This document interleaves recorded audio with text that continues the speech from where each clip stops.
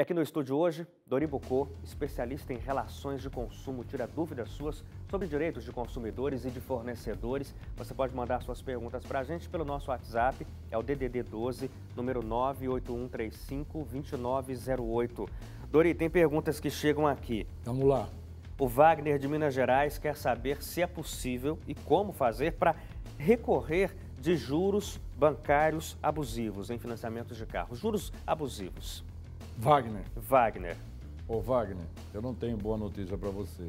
Juros são totalmente liberados. Eles são vergonhosos, eles são abusivos, eles são estratosféricos. Não existe país que tenha juro mais caro do nosso Brasil. O que você pode fazer é solicitar uma chamada recontagem, reconsideração, recálculo junto a um PROCON, junto a um contador e depois procurar junto a um juizado para ver se você consegue forçar uma renegociação, porque de livre e espontânea vontade esse pessoal não vai fazer para você. Então, esse pessoal é só na pancada.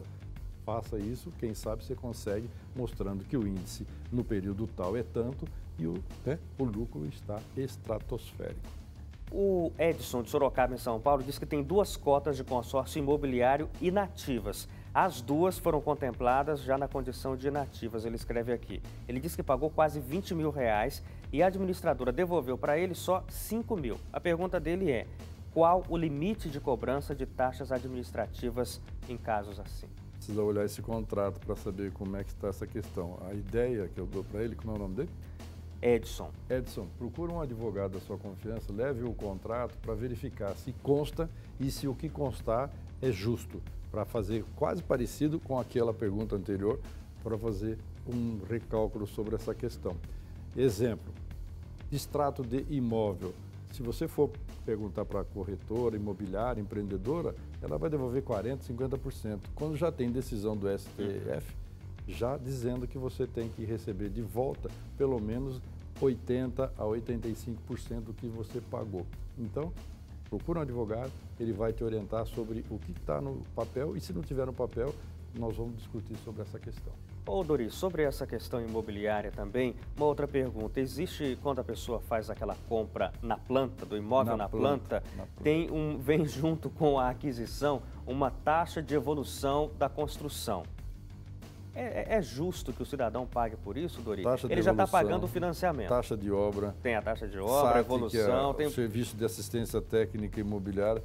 Rapaz, eles cobrem a tudo da taxa pessoa. do vendedor. Exame médico, tudo eles cobram do coitado do comprador. O consumidor consegue fugir disso legalmente?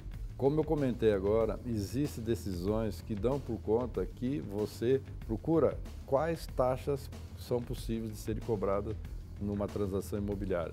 O STJ está dando situações em que, por exemplo, se o corretor trabalha para a construtora, só estava ali sentado, no balcão, ali esperando você chegar, não é você que vai pagar, é a própria taxa de corretagem. É a própria construtora, porque o serviço foi para ele. Não, ele saiu, fez serviço, procurou, buscou, cuidou dos papéis. Então, tudo precisa ser muito bem analisado para saber se é possível ser cobrado. Então, mesmo que esteja no contrato, às vezes é cláusula abusiva, previsto pelo artigo 51. Eu volto a insistir na figura do advogado, que é uma pessoa capacitada para esclarecer isso, ou, se tiver PROCON na cidade dele, pedir para analisar essa questão. Mas aí você tem que assinar o contrato primeiro e depois correr atrás. Porque se você se negar, você já nem assina. Nem assina, mas veja antes de assinar, peça uma cópia, vá até esse seu amigo advogado para ele ler, que vai te evitar um grande problema. É que muita gente fala, é só esse final de semana. Comprar imóvel em final de semana é fria, porque depois você já assinou no sábado, quando vai descobrir na segunda que já não era assim, já o empreendimento não estava registrado, a prefeitura não deu ainda todo o aval e às vezes até área, invasão, até questões. Eu já vi muita coisa triste acontecer e a pessoa já adianta um dinheirinho de uma economia. E não volta mais. E não volta mais.